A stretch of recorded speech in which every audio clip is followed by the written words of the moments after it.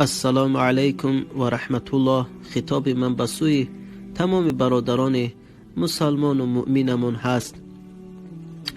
امروز زمان رسیده است که دستگیری و نیازمندی شما به سوی طالب علمان درگاه دین احتیاج هست به کتاب های دینی که دست نارسی هست.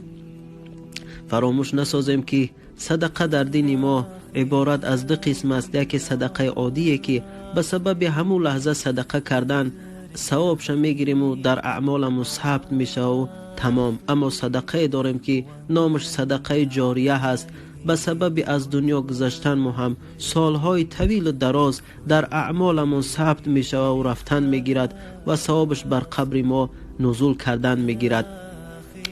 حضرت رسول اکرم در حدیث صحیح مسلم میفرمایند که تمام عملهای فرزند انسان پس از موت و وفات کردنش قطع می شود مگر که 3 عمل هست که از او کنده نمی شود بلکه ثوابش به او رفتن می گیرد. یکی از اونها صدقه جاریه هست.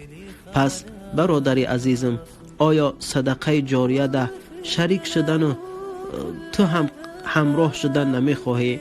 پس امروز احتیاج است به کتاب های دینی برای طالب علم.